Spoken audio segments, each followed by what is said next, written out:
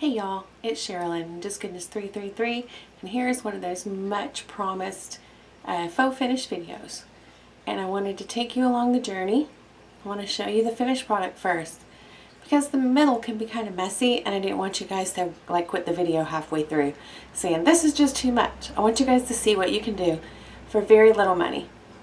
This cost me about $22. Well, if you include the paint, which was a cheap Walmart paint, less than 40 bucks. Here you go. This is our bathroom. We've been renovating. We are still in the middle of the renovation, but I wanted to show you this beautiful farmhouse brick faux finish. The lighting is terrible in here. I apologize. I'll take you in a little closer. You can see this lovely texture, these rough bricks.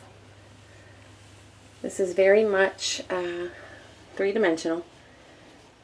It looks and feels just like an old brick wall that's been painted over. So here's how I did it. Hey y'all, it's Sherilyn, Just Goodness 333 Little Homestead. Welcome back. Today we're going to be making a faux brick wall out of some very cheap materials.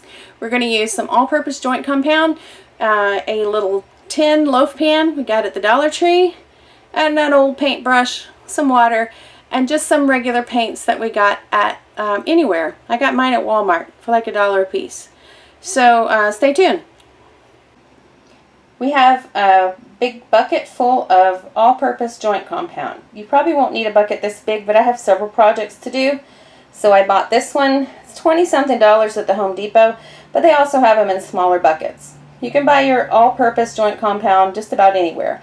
I would not want to do a lightweight joint compound. I just don't feel it gives you the right ability to texture. We're also going to be using this little mini loaf pan. It's a mini bread loaf pan. It's about the size of a brick. And what I've done is I have pulled up the edges and pinched them into more of a square shape. Now this is a little aluminum pan. It is a little flimsy, so as you're working with it, you're going to have to make sure it, to reshape it as needed. Make sure you don't press too hard, and just make sure that if it does come out of shape, that you put it back in shape. Whip it back in shape. Okay, again I apologize for the lighting, but this is the simple little trowel that I got. Cost about $1 at Ace Hardware. I'm going to take a very minimal amount of plaster. And I apologize, my big tripod got broken, so I'm just working with the handheld. I'm going to be running the camera with one hand and troweling with the other. And let's do this. I'm just going to get this onto the wall. And spread it really thin.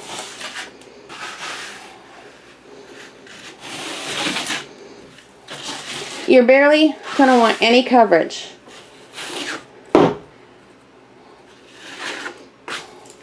We're just working it around. And as you can see now, there's trowel marks in here. That doesn't really look like mortar line. So what I'm going to do is I'm going to gently put this on there and lift directly up. I'm going to go around in a random pattern and lift it up.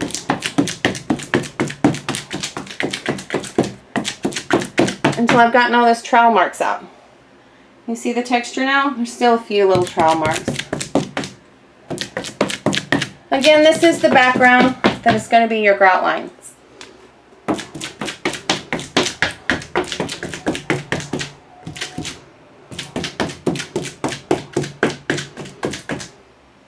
But that doesn't look like grout or mortar. So what I'm going to do is I'm going to come back with the trowel, just start knocking some of this down. Knocking those little tips down. I am barely touching this, barely dragging across the surface. Now this is only going to be in the mortar line.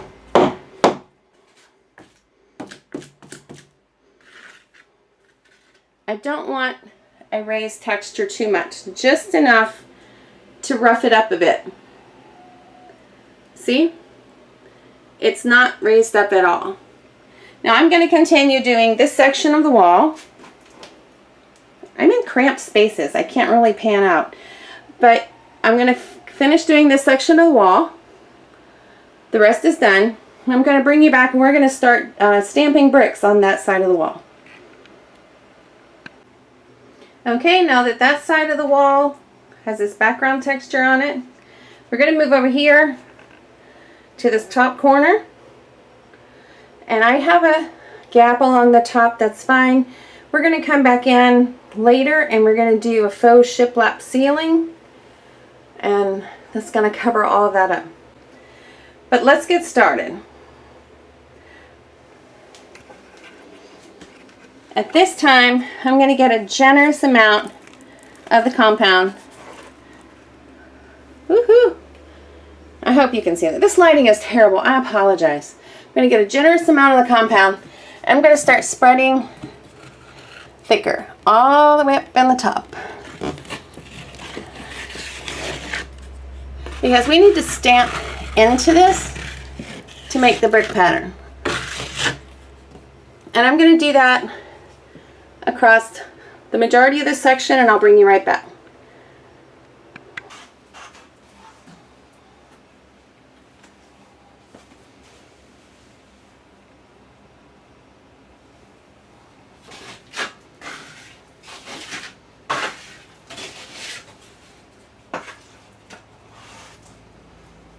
At this point, you're going to want to make sure you've got almost everything covered, because you want at least an 1/8 of an inch thick over everything, because you want to be able to press your stamp into it.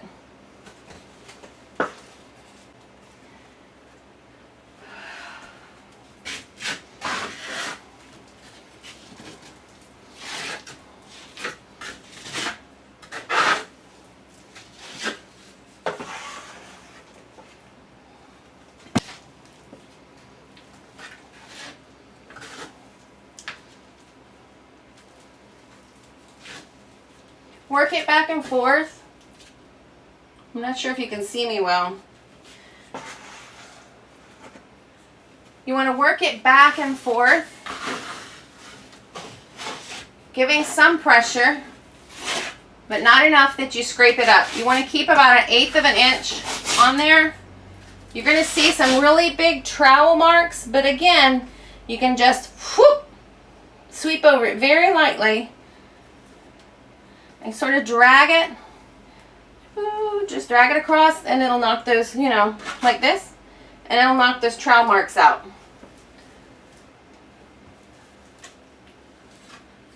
Now the brick that we're going for, the look we're going for, is like a good clay brick. You know, like an old farmhouse brick. So it's going to have some waves in it. It's going to have, you know, it's not going to look like this perfectly finished manufactured brick.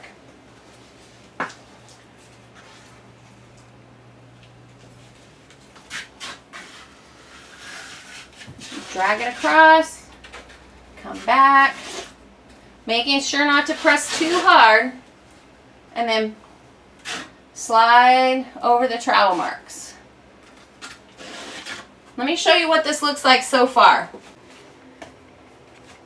Okay, we can still see some trowel marks. See this? Those are trowel marks. I'm going to take the fine edge of this. This has no teeth on it, by the way. This is really smooth edge. And I'm going to go and just pull it down like that.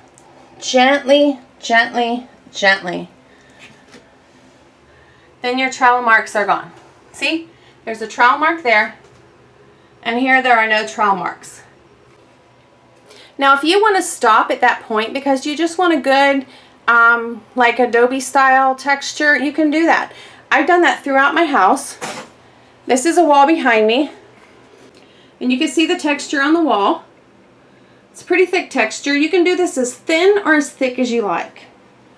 I live in a old cottage style home, This is the old wall. We're going to patch all this and redo it. But I live in an old home, and the walls are wonky, and nothing is level, nothing is flush. But you can see this beautiful texture on here. I actually love it. Now, before we finish, I want to give you a few options. If you don't feel like doing an entire wall, if you would like that faux finish look where the plaster has fallen off the wall and the brick is behind it, like a brick relief, then we can do that too. And that's real simple.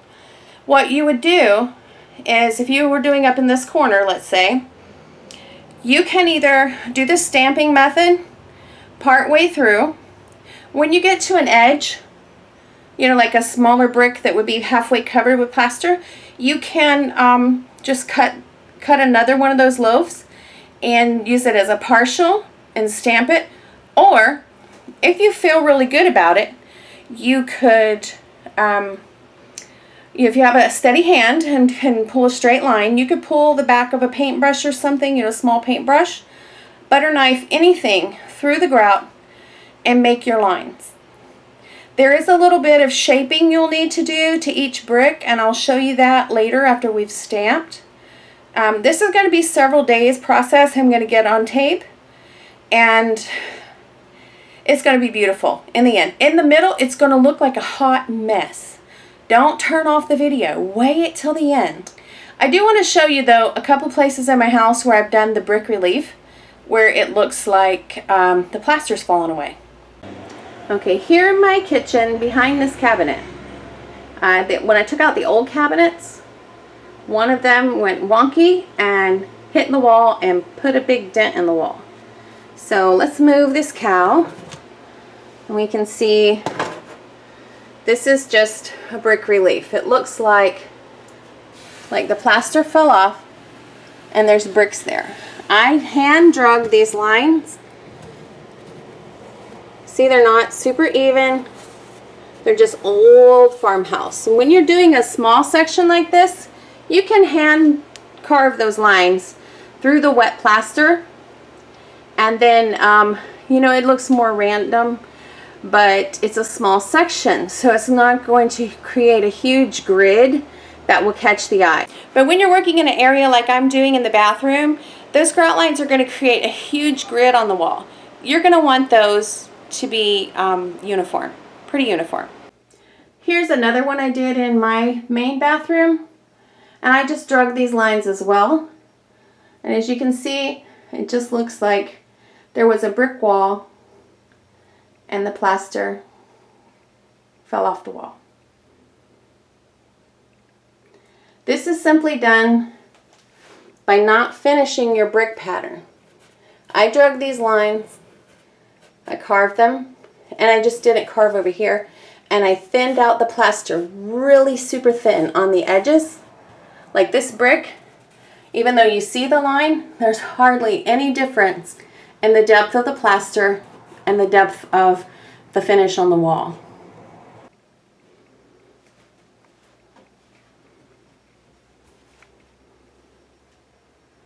I love this look.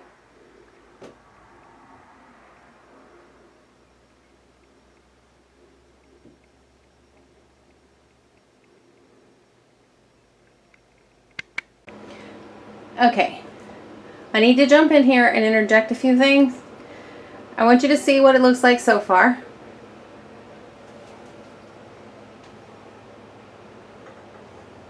But I ran into an issue.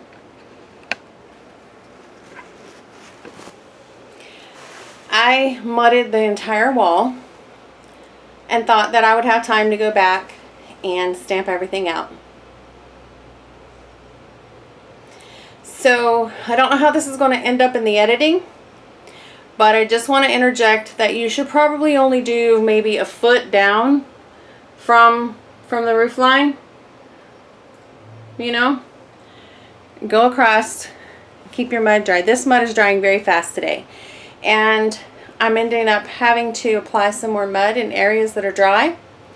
So I like to say do about a foot at a time, depth and the width of your area if you're going to do a whole wall. what I'm doing, I'm going to show you what I'm doing. The stamp is getting wonky.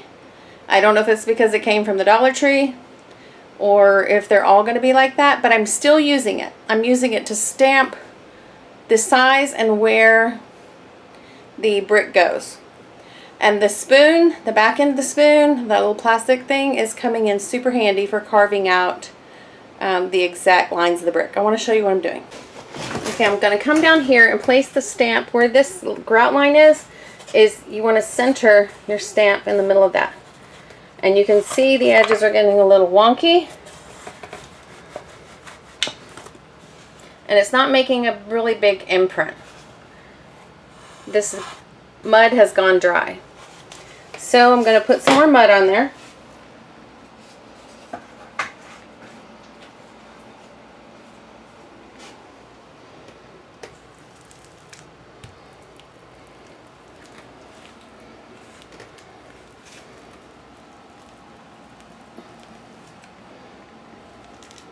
Pull out any ugly marks I don't want. Straighten out my wonky stamp.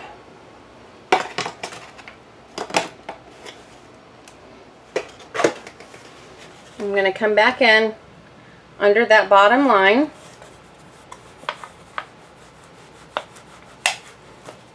And this is just giving me a basic outline. Can you see it?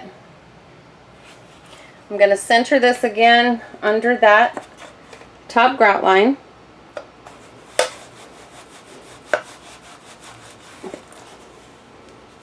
See, it's not looking much like a brick anymore. The mud has gone dry.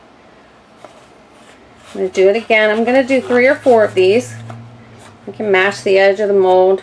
Show you where your line needs to be.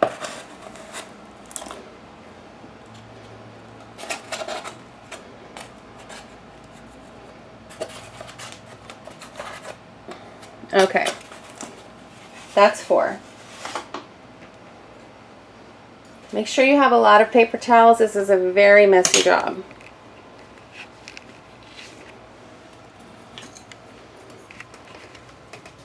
I'm going to come down here. So there's my top grout line. This is my solid brick. So here's where my other grout line goes, where the edge of that was. Clean off the spoon. Come over here in the middle of this one. I haven't broken this spoon yet. It's the only one that I have that's shaped like this.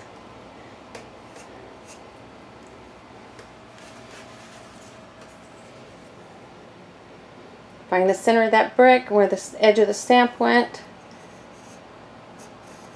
Come down. Clean off the spoon. Back over here again.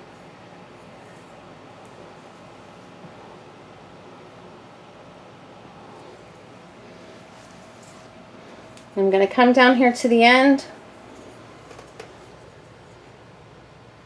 I didn't use the half brick here, but I can see where that grout line was. I'm going to eyeball this.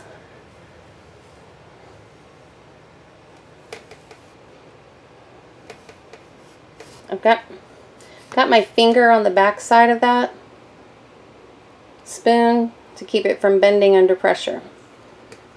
And there's a brick.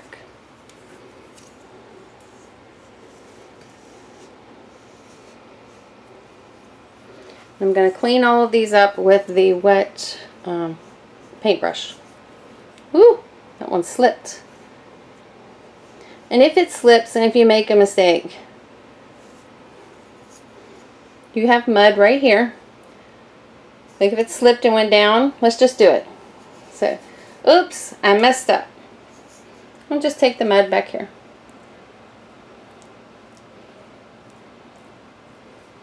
Voila. These edges look really rough right now. After we do the paintbrush, it's going to get better. And let's do the paintbrush.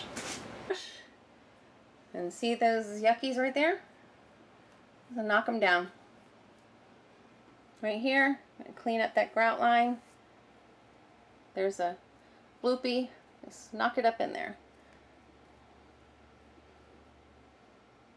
That one needs, yeah, there you go. This is a messy, messy job. And at this point, it does not look like this is going to be beautiful, but I guarantee you that it will. You want to put some striation lines in that. I don't like those lines, so I'm going to come back and dabble the brush on there.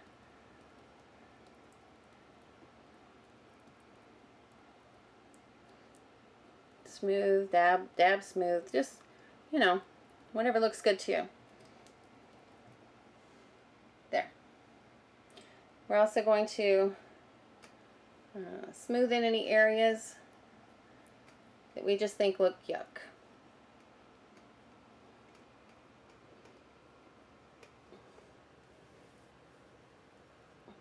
I'm going to paint my wall solid white.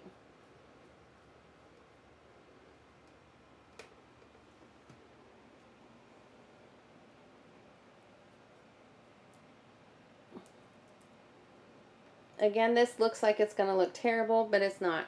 It's going to be beautiful. So I hope you like this video, and I hope you give this a try in your own home. Please give it a thumbs up if you liked it. Consider subscribing and follow us for more DIY faux finish gardening in South Florida and general homesteading. Until then, we'll see you later. Bye, y'all.